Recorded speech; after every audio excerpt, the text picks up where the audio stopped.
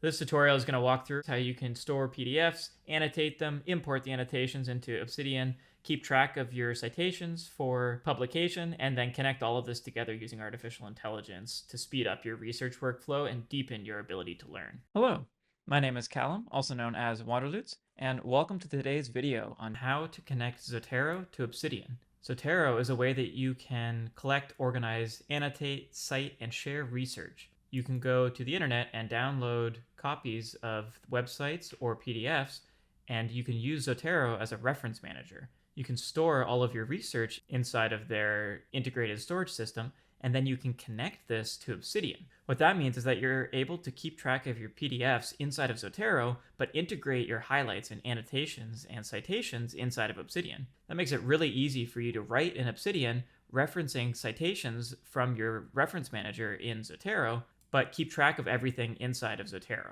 Another major benefit of using Zotero that I'll get into more once I've set it up in Obsidian is that you're able to integrate with other services like ResearchRabbit. ResearchRabbit allows you to connect your Zotero database and then use AI to make and discover connections between different research topics, between different papers and authors, as a way to generate a knowledge graph based specifically on your reference system. So that's a super powerful tool that I've been using to build out my knowledge base, my research, as I go through and keep up to date with the most relevant research in certain areas like quantum, AI, flow states, intuition, and other rapidly changing industries. Integrating Zotero and Obsidian is a great workflow for anyone who's doing any kind of research or who just wants to keep track of the sources that they've been consuming over the years. It might not seem like that big of a deal at first, but imagine you have 1,000 or 10,000 PDFs that you accumulate over the next 15 years of your life. Having a reference manager that keeps track of the tags and the folders and automatically generates everything that you need to find that paper again is a really powerful tool that will help you build a knowledge base that lasts over time.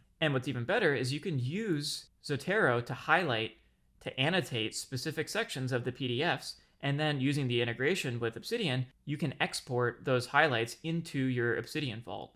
So you're able to read and annotate using the PDF reader of Zotero, which is a really great PDF reader, but you're able to integrate all of your research and knowledge, all of your notes and highlights and annotations into Obsidian seamlessly so that you can keep track of what matters in Obsidian, but reference out to the full source using Zotero. So here is today's outline. I'm going to walk through what Zotero is and how you can install it. This operates for your desktop as a browser extension and for your phone. Then I'm going to show you how you can generate citation keys with a plugin for Zotero called BetterBibTex. I'll walk through how to integrate Zotero with Obsidian, including generating a template file that will automatically pull all of your highlights and annotations from Zotero into Obsidian in an organized way. Then I'll show you how you can integrate the Pandoc reference list plugin, which is a way that you can make cite keys more usable in Obsidian, which I'll get into in a little bit. Then I'm going to walk through a couple example workflows of how I'm actually importing PDFs into Zotero, highlighting the key elements, importing them into Obsidian, and then using them as part of my molecular Zettelkasten system to expand my atomic and molecular note-taking.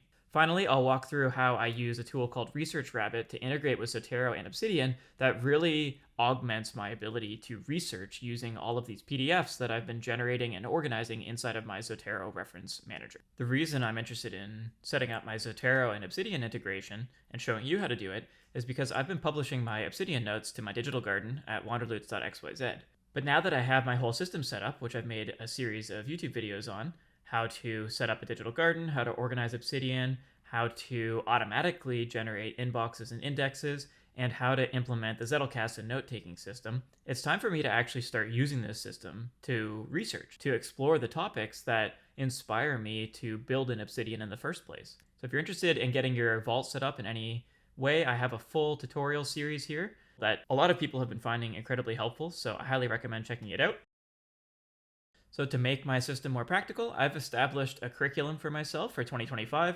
I had a conversation with ChatGPT and NotebookLM and worked to generate modules for a few topics that I'm interested in exploring this year. I have mindfulness, neuroscience, flow states, intuition, quantum physics, the theory of knowledge, AI, and the concept of emergence. So my goal is to explore these concepts over the next year or several years. But I want to not just get whatever the latest article is about on Google or on YouTube, but I want to actually dive into the academics the deep science that people have been developing in these fields because they've really been exploding over the last couple of years. And that's where Zotero comes in. Part 1 is to install Zotero and create an account. So to do this, you can create an account by downloading Zotero 7 for Mac or PC, depending on your desired use. And then you can also install the Chrome connector. So the first step is to download Zotero and install it to your desktop, and then to create an account. So for myself, I already have an account, so I am going to just sign in here and log into Zotero. And now you can see that my account has been logged in up here. You can also install the Chrome connector, and I'll explain what that is in a little bit, but it's important that you add this because this is what really makes it seamless for you to download specific copies of websites called snapshots or the actual PDF itself into your Zotero library that then becomes available offline to the software that you've just installed. So once you have downloaded and installed the Chrome connector, you can set up your account, and then you can open the desktop app. So this is what the desktop app looks like. When you first get in here, you will have to sign in. You'll log in with the same account that you just made on the website of Zotero. And you can see here, when I go into my account, I have access to my web library. And this web library exactly matches the library that I have offline on my desktop. So one of the first settings you need to set up on Zotero is where the files get stored. So if we go to settings and go to sync, this is where you set up the data syncing for your account. So you can sign in using your username, and you can choose how you want them synced. You can also set up different libraries if you want to have one library get synced with your overall account and one library not. So it's completely up to you how you want to organize this. Personally, I found that the best way is to have the overall library synced, and then I create collections within the library that are related to the specific research areas that I'm interested in. Once you've signed in with your account and established the sync, the next thing you want to do is go over to the advanced section of settings and go to files and folders. This is where you can choose how you want the data directory to be stored, where you want it to be stored. So I just selected the default to make sure that I have a copy on my local drive. But remember, all of this information is also saved as part of the Zotero sync, which is free. So it's not something you have to worry about too much. What's nice about all of this is that you're able to log in on a browser, on your desktop, or on your phone. There's an iOS app for this, so you can connect your phone to it, your iPhone, and your iPad. There is an Android version that's in beta, so it's coming soon. So this just provides a really seamless way for you to integrate all of your PDFs or your snapshots from websites across your different devices so that you can annotate or highlight in one spot and then automatically have it synced across all of your different devices. Then you'll be able to import all of those highlights and annotations into Obsidian. But before we get into that, I just want to quickly note that one thing you want to add here that will really boost your ability to use Zotero and Obsidian is to use the BetterBibTex plugin. So this is where you can go to Tools, Add-ons, and you'll see that there's an option here for extensions. So I've already installed BetterBibTex for Zotero here. So let's get the BetterBibTex file so that you can see how to install this. So I just searched BetterBibTex for Zotero. That pulls up the plugin. So you can just go to the download section on the side here, click download, and then get the XPI file. So I click that, you can see it downloaded. So once I have that downloaded, I can go back to Zotero. I can click install add-on from file, and then I can grab the file here. And clicking open will add the plugin to Zotero right here. So that's how I got this. Now, you might be wondering, what's the point of using BetterBibTex? Well, if we go to their website, you can see that BetterBibTex generates citation key. So a citation key is a way that you can come up with a unique identifier for all of your Zotero files. So for example, you can see that a citation key in this case might be something like Flavel 1979. So that's just a simple way to come up with a concept for a paper, even though this paper is Metacognition and Cognitive Monitoring, a new area of cognitive development inquiry. Rather than typing that title out every single time, I can instead just get the date of the publication and the author's name, and that would generate a citation key. Another way is to expand on the citations so that you know exactly what you're referencing. So you can see the citation key for this one is Brown Default Mode Network Executive Function Influence 2017. So BetterBibTex allows you to go in and change the style of that citation key so that you can reference it inside of Obsidian any way that you want to. So if we go to File, Tools, BetterBibTex, Open Preferences, you can see that there's a citation key formula here. So I currently have it at author.upper, so uppercase, plus short title 6,6 plus year. So this is just a specific way of formatting the formula of your citation key. So you could, for example, just have auth.upper plus year, and that would then take this citation key here, the Brown Default Mode Network, and it said it would just change it to brown 2017.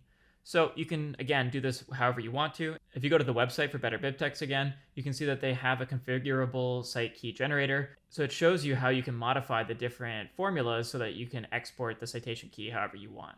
So I recommend exploring this if you want to do something that's a little more customizable. So here's an example that I based mine off of. You can see it says auth.lower plus short title 33 plus year. And that means that this is going to be the last name of the first author without spaces in lowercase, the first 3 words, short title 3 of the title, applying capitalization only to the first 3 of those words, and then the year of publication. So again, you can customize this however you want. While mine have been a little bit longer with the 6.6, I've actually found that that's starting to be a little bit too long, so I am interested in changing mine. So I'm just going to change it to auth upper plus year for simplification, and then close that. Okay, so now that we have Zotero installed, we have our account connected, and we have our BetterBibTex set up, I thought it might be a good moment to show you how this flow is going to work before we connect it to Obsidian. So I've been reading the book The Extended Mind by Annie Murphy-Paul, and in this book, she talks about the concept that gave her the inspiration for the book, the Extended Mind paper that came out in 1998. So I searched for this paper. I found it in the Oxford Journal Analysis from the Oxford University Press. The title is The Extended Mind, and the authors are Andy Clark and David Chalmers. And you can see this came out in 1998. Because I've installed the browser extension, you can see here that there's an option to save to Zotero, and Zotero has access to this site. So if I click on the little PDF button, I can expand on the settings, and I can choose which folder I want to store my PDF in. So if I just go back to Zotero for a second, I can just right-click on my library, and I can generate a new collection. So let's just do that for a moment so you can see how this works. Let's call this Extended Mind and Second Brain. So right away, there's a new folder here. And if I go back and click on the browser extension button, I can now see that there is an option to save this to the Extended Mind and Second Brain. So I'll click Done. And now I go back to Zotero. And right away, there's the Extended Mind. And it has the citation key of Clark 1998. So that goes back to the BetterBibTex of how I just changed it to be author last name and year. It automatically pulls in the type of paper, the title, the different authors, and the form of article, where it came from, the journal publication, everything. So that's pretty simple. It's incredibly easy to just use the browser extension and save anything. I could go, for example, to my own website, to wanderlutz.com/recalibrating-11, which is my newsletter on augmented personal knowledge management, where I actually talk about the concept of the extended mind and second brains and how artificial intelligence can be used to boost our second brains. So if I wanted to, I could go here and I could save a snapshot of the website into my extended mind, click Done, and go back. And now you can see that I have a blog post that's been connected here.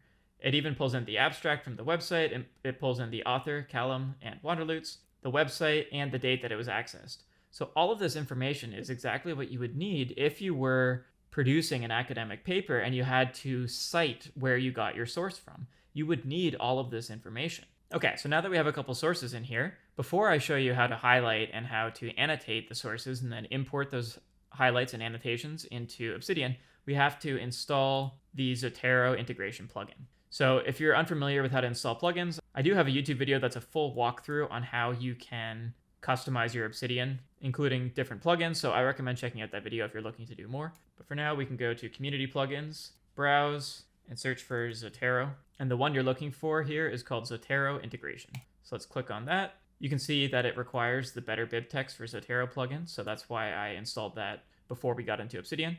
And now let's click Install, Enable, and then go over to Options. So this is going to be the most complicated part of the tutorial. And I've tried to make it simpler by generating my own template that you can download if you're a paying YouTube subscriber, but I'll still walk through how I do it and show you a resource that I based my template on that you can use for free if you're looking to build out your own. So the first thing you need to do is turn on PDF utility. There we go. That was easy. Took less than a second to download and install that. This is a pretty key element to Obsidian that allows you to extract data from PDFs. You need this in order to be able to read the PDF and extract the annotations. Okay, the next key thing that you have to set up is we have to keep this as Zotero, not some other customization, because we want to be able to read Zotero explicitly. We can ignore the note import location for a moment because I'm going to show you how to create a new note, and we'll dedicate the import location for that new note in a separate setting. Whether you want to open the created note after import is up to you. I'll turn that on. Okay, now we get to the main section of setting up Zotero for Obsidian.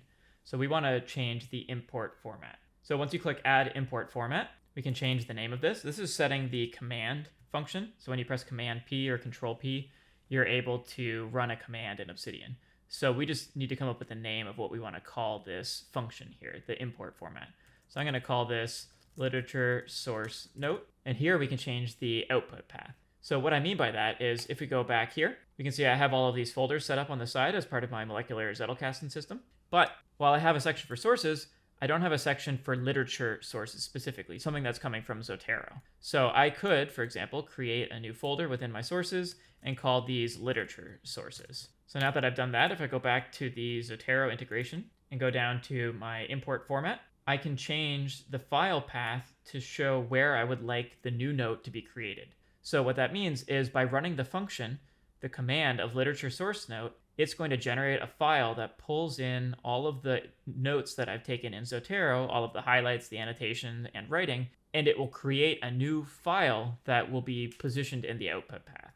So if I want to put this in a specific folder, like my sources/literature source notes, I need to add that here. So let's go Vault, Sources. So what I've just done is I've created a folder under Sources called Literature Sources. And you can see it's under Vault/Sources/Literature Sources. And then I've created an @site key in curly brackets .md. So what this means is that it will automatically, when this function is run, create a note that is entitled and site key as a markdown file. So if you remember, if you go back to Zotero, if we look at the extended mine, the citation key is Clark 1998. So what that means is when I run the function of the Zotero integration of literature source note creation, it will create a note that's @Clark 1998. That'll make more sense in a moment when I actually run the function. Let's just continue setting up the settings. So next we have to decide where we want the image output path to be. So I'm going to create another folder under literature sources called literature source attachments. And I'm going to add that as the image file output path. So now if there's an image or attachment associated with the PDF that I'm bringing in, perhaps I've highlighted a graph or something, it will create that inside of the literature source attachment folder. Now that we have it set up where I can run a function, I can use the command P to generate a literature source note. For example, I go ahead and press command P and search literature. You can see that it says Zotero integration literature source note. So that's just pressing command P or control P and that'll pull it up. I'll be able to search in Zotero, for example, Clark, and then access the resource of the extended mine and a new note will be created.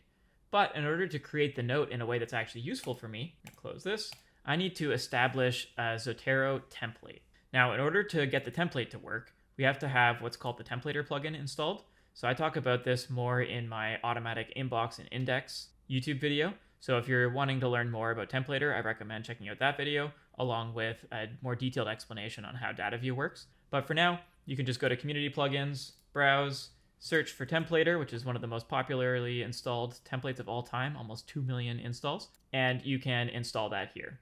And basically, templater allows you to use a different type of syntax, kind of like a code, to dynamically fill out information based on the code that you've included. So for example, we want to create a template file for Zotero where we can run the command to pull in all of the highlights and annotations from our Zotero PDFs and dynamically create a note that fills in all of the proper metadata, like the author name, the title, and the highlights that we've included. So to do that, we need to have the templater plugin so that we can run this type of code that will automatically and dynamically change the note based on the PDF that we've selected. So I have already created this Zotero integration template. I'm going to drop that into my templates folder. And now I'm going to walk you through quickly all of the different features associated with this template. And I want to give proper credit as I'm making a video about proper citation. I got a lot of this information from this article here called An Updated Academic Workflow, Zotero and Obsidian by Alexandra Filon, where she included the code for her Zotero template. So I took this information and I modified it a little bit to be more what I'm looking for, to be a bit more related and streamlined for the type of research that I like to do. But if you'd like to check out her article, I highly recommend it as it was a great overview on how to work with Zotero and Obsidian as a PhD candidate. The only issue is that Obsidian has been updated since then to include the properties tab. So the front matter, the YAML the metadata associated with the templating is a little bit different, which is partially what I modified here. So I'm just going to quickly walk you through the different elements of my template. And again, if you want to get a downloadable copy of this template, it is available for my YouTube members starting at $2.99 Canadian, about $2 US a month. So if you're interested in supporting me for the work that I put into making these videos and want to get a copy of this template to save yourself some time, then please consider subscribing. Okay, let's walk through the template. So at the top here, it has the citation. So this is where it's just automatically going to pull in the bibliographic information from Zotero. So as we go through here, you can see that there's a decent amount of code. There's all these curly brackets and percent signs. So wherever there's a curly bracket and a percent sign, that's where the template is telling Templater, the plugin, to do something dynamic. So anywhere that there's a curly bracket and a percentage sign is where information is going to be automatically replaced when we run the Zotero integration plugin. So I don't want to get into this too much because it will seem kind of overwhelming, but suffice to say, you're able to pull in all of the information you need, including things like the title, the year, the site key, the volume, the publisher, the location, the number of pages. All of the metadata associated with the PDF that you've included in Zotero will automatically be pulled in here. It also includes an automatic link generation to be able to go back to the original source. I have it so that it pulls in the abstract, and then we get down to the notes section. So what this means is if I go in and highlight something in Zotero using a different type of color, you're able to automatically pull in the highlights under the annotation section.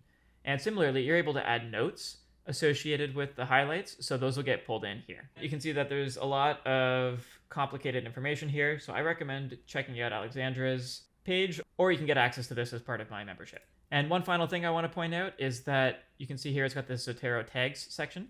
So if we go back to Zotero for a second, you can see that there's no tags to display. So if I go to, for example, augmented personal knowledge management, so I can add AI, I can add knowledge graph, I can add personal knowledge management, and let's add a couple to the extended mind as well. So this relates to second brain, personal knowledge management, and let's leave it at that for a second. So now that I've added some tags here in Zotero, when I run the plugin, the Zotero integration plugin, it'll automatically pull those tags into this section here.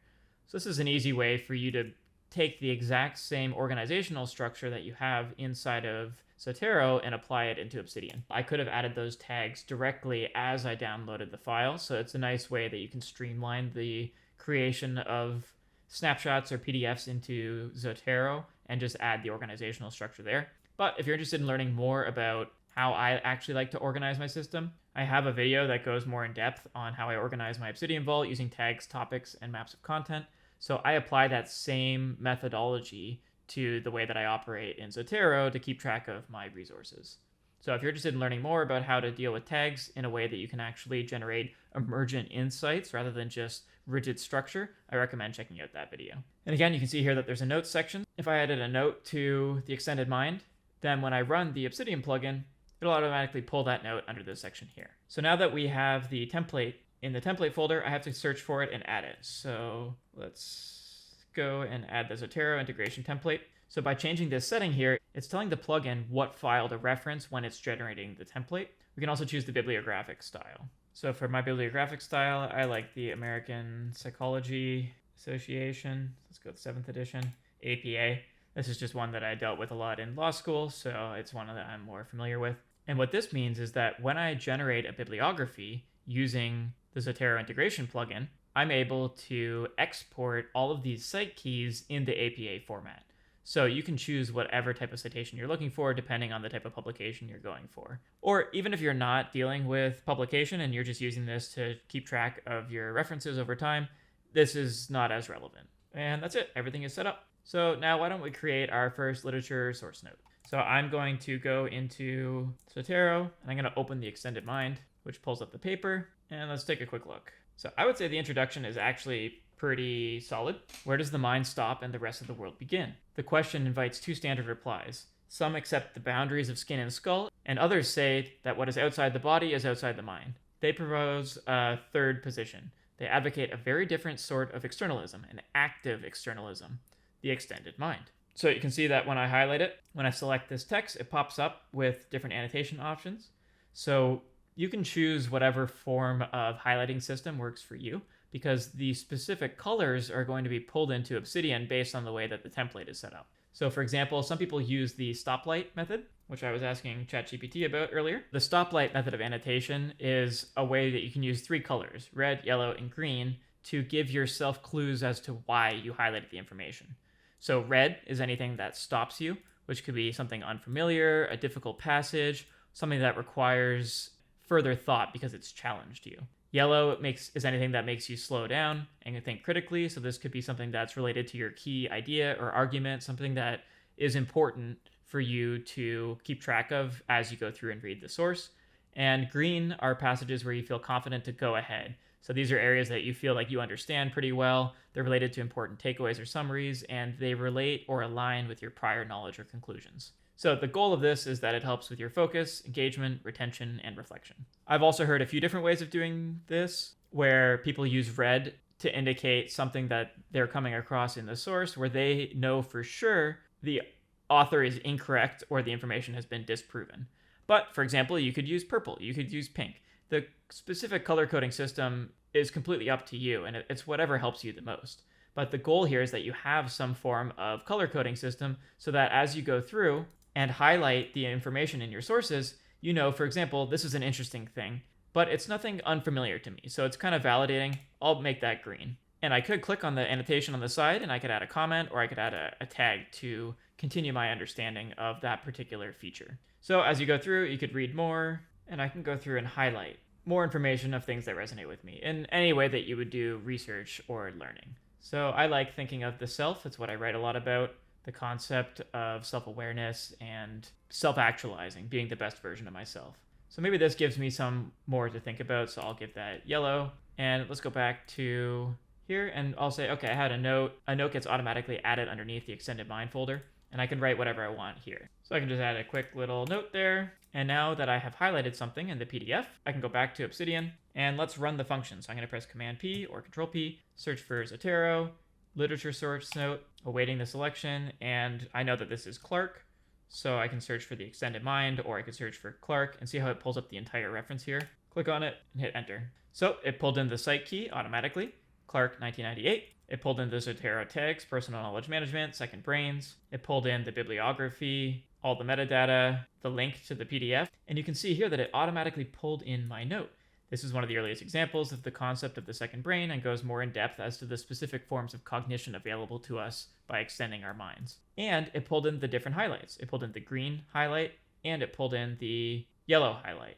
So there seems to be a formatting issue here, probably with the age of the PDF and the way that it was OCR'd. So I might need to get a better copy of that particular PDF so that it can do the text recognition a little better. But now if we go to, oh, and I realized here that I accidentally put the folder under the wrong section. So that's just, you didn't need to include the vault in your file path. But why don't we try this again with a different PDF and see if the annotations get brought in better. And I'm just going to pull in another one that I've found interesting in the past. So this is a blog about Autogen, which is Microsoft's agent builder. So if I click on that, I can see that it's a little bit better formatted because it's a modern document, 2024, not 1998. And let's see. Let's just highlight something quickly to see if it works. This is using agent pipelines with a multi-agent setup with autonomous capabilities, which improves factuality, the correctness, and reasoning. So that's pretty interesting, but it aligns with what I already know.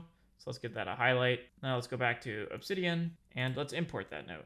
Command P or Control P, literature source note, and let's search for Autogen. You can see it pulls up the Autogen Studio, which pulls up the particular author. There we go. A new note has been created, and if I scroll down, you can see that it has the quote imported. This is much better formatted. One more thing I want to talk about is that this shows the imported time. This was imported on January 9th, 2025 at 2:51 p.m. So now if I go back to Zotero, let's say I've gone through and I've read more and I've come across a few more things that are interesting to me. Here, this is basically related to open sourcing and the value of collective intelligence. So I'm going to highlight that, and maybe this is something that gave me pause, so I'll mark that as yellow. Now I've added a new highlight, page 6, under yellow. If I go back here and I search for Zotero again, and I search for the literature source note and find that same note again, Autogen, select, enter. It doesn't create a new note. It keeps the exact same note there, but it adds the new quote that I've highlighted and gives it a timestamp.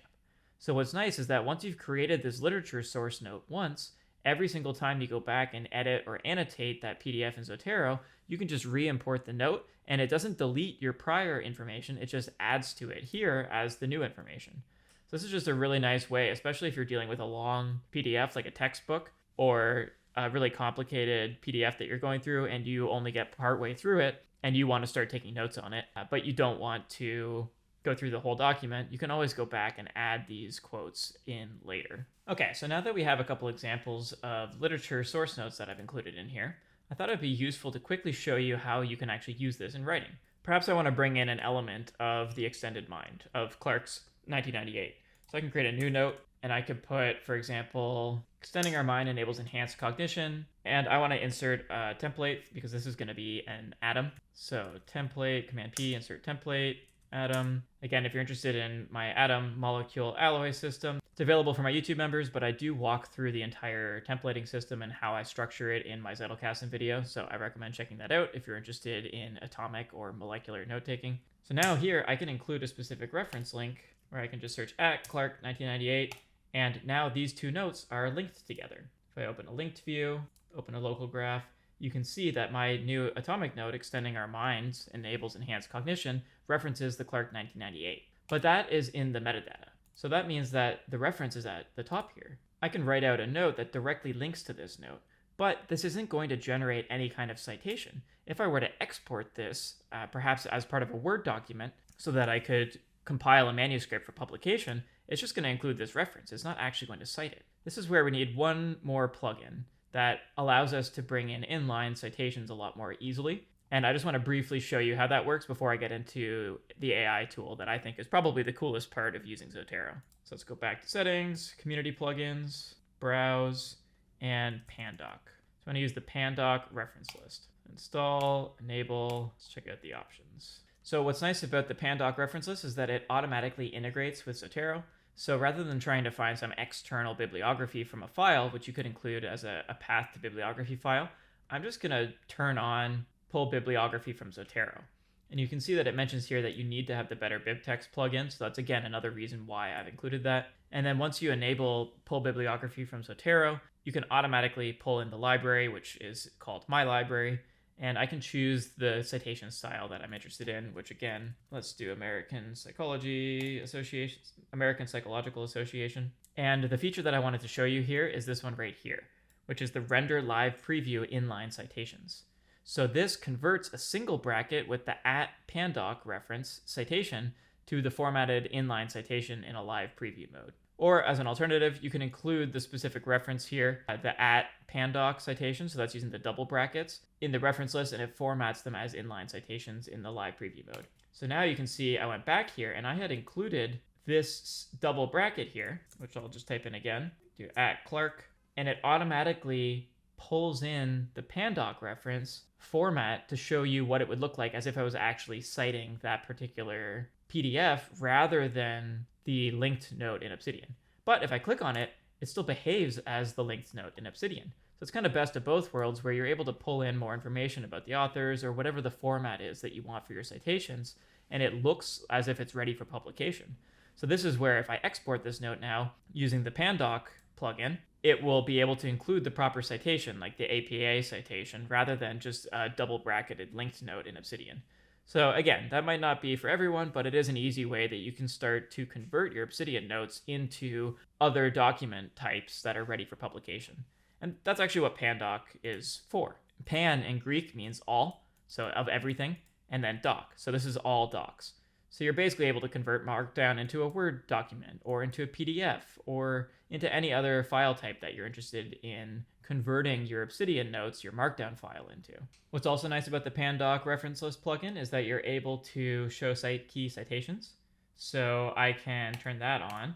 And then if I start including a single note here and type in it pulls up a separate ability for me to reference my list of Pandoc files right here. It fills in an auto-suggested list here. So I could also do the DB and it pulls that one in. So this operates the same way in that it will automatically convert a single bracket into the reference. And what's nice is that it will pull up all the information here. So you can click on this and it will allow you to open it in Zotero. You can open the literature note that this came from, or you can go find the actual document itself, the PDF.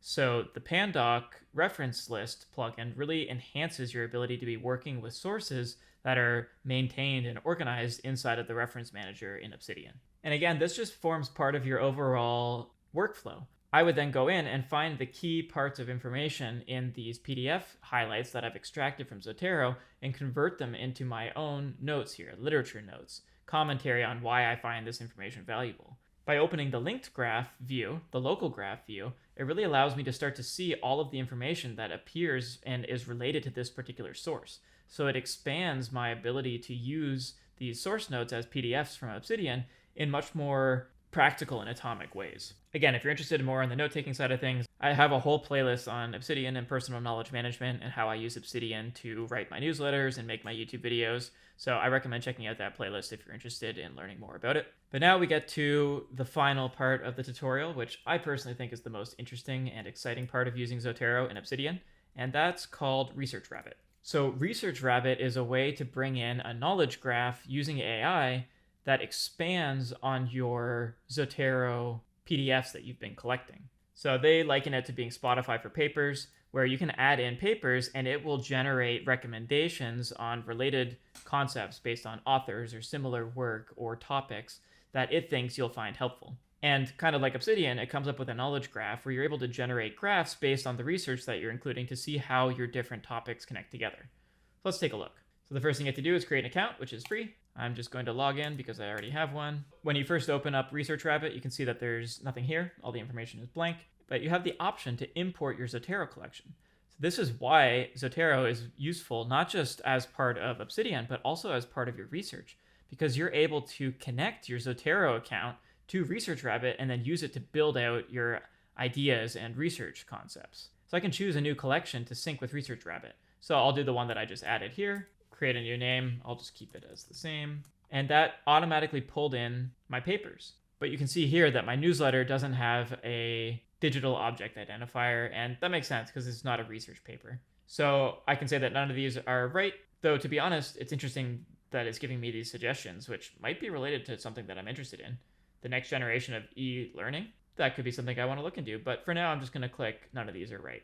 So I'm going to select do not sync that paper. And then here we're going to go down to the extended mind, and it gives me two options for what fits in with their database, A. Clark and D. Chalmers. So this is the correct one, so I'm going to choose that paper for sync, and it has added the paper. So you can see that this is a pretty popular paper because it has 4,100 citations. So lots of people have cited this work in the past, the extended mind. So by clicking on the resource, it pulls up a copy with the abstract, and right away I can have an instant expansion of my research. So, for example, I could look up similar work. I could look up the references that are included in this paper, or I could look at all the papers that cite this paper. I could also explore the people by looking at what else these authors have written, or authors that are suggested as being related to Andy Clark and David Chalmers. So let's expand on the authors for a second. So this shows the connection between 3 different authors. Let's click on Andy Clark and see his whole published work. So these are all the published works by Andy Clark. You can see how it's all related here and how there are some orphan notes, but there are others that expand based on particular concepts. Like this 2013 paper goes to a whole bunch of other papers. And it has a list of all the titles here. Towards a Philosophy of the Web, Representation and Action and Collective Intelligence. I mean, that's pretty interesting. So I can click on that. Maybe this is something that I'm interested in exploring, which is how we use our extended mind and collective intelligence with the web. So I can add this to my extended mind and second brain. And it just added that paper directly to that collection. And that one got added to my folder on Zotero. So if I go back to Zotero for a second, I can see that that has been included. This one, unfortunately, doesn't have a PDF. You can see it says no PDF. I would have to go search for this paper and then find the PDF associated with it because there's not linked content related. But that's not that big of a deal because the title is interesting and it expands on what I'm looking to research more with this particular topic. So let's go back to similar work and pull up a list of concepts that expand on what Clark and Chalmers were talking about. And you can switch between a network or a timeline. So you can see here, if you want to go back and find the earliest reference of these papers, you can switch the timeline view, or you could keep it as a network if you want to see how they're semantically related. So let's take a look. Phenomenology, that's an interesting concept. This one doesn't have a PDF either.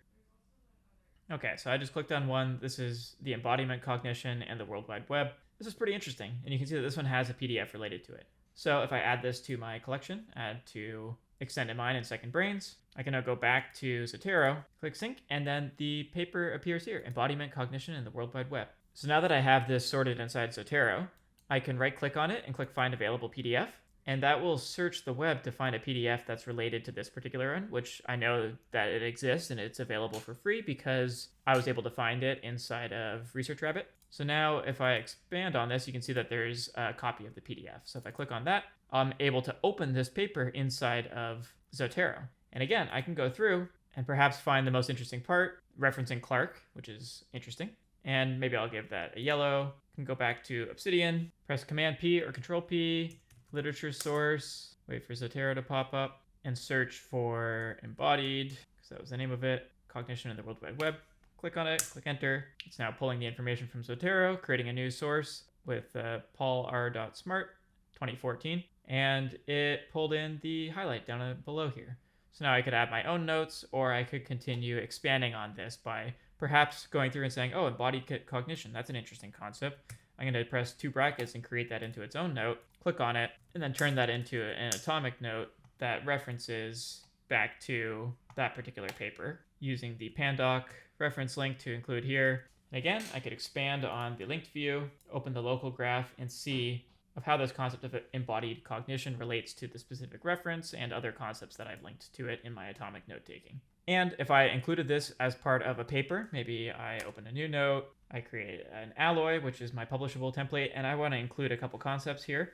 I'm going to include a reference to embodied cognition, and extending our minds enables enhanced cognition. So I can start dropping in embedded versions of my atomic notes and start sequencing them together with reference to the specific sources that I got the information for. And then I can go through and just start filling in the gaps to write a newsletter based on my research that also includes specific references to the literature notes that I can go follow back into either the original PDF or into Zotero itself. And then if I come across a gap that I'm not quite sure how I want to continue expanding on my newsletter, I can go over to Research Rabbit and select the paper that I'm working on and see if there's a more recent reference to that particular citation or that particular topic that relates to the gap that I've noticed in my research. So it's just a really seamless academic workflow here that allows me to do deep research and keep track of all of my references, all using the Zotero integration across multiple platforms. And the best part is all of this is completely free. I hope this helps you understand what Zotero is, how to install it, and how to build out your system so that you can generate citation keys and keep track of all of your information, your resources, your sources inside of your reference manager, and then leverage those sources inside of Obsidian and in your own AI research using Research Rabbit. If you found this video helpful, I would love if you would please consider subscribing and sharing with a friend. Word of mouth is by far the best way for me to grow my channel, so I appreciate it a lot. If you're interested in getting a copy of the Zotero integration template, then please consider signing up for my YouTube membership. It's $2 US or $2.99 Canadian. So it's a great way for you to show your support. I'm trying to make YouTube my full-time career, so any support you can provide, whether subscribing or paying for my membership or sharing this video with a friend, is greatly appreciated. If you have any questions about how this operates, how this system works, or overall anything to do with Obsidian or the artificial intelligence tools that I'm talking about, please feel free to leave comments in the description, and I'll do my best to get to them as quickly as possible. If you're interested in learning more about my overall personal knowledge management system and how I integrate that and augment it with artificial intelligence, I have a playlist on YouTube that goes much more in depth on all of the topics that are essential for building out a knowledge system in this modern world of artificial intelligence and information overload. Thanks again for watching, and I will see you in the next video.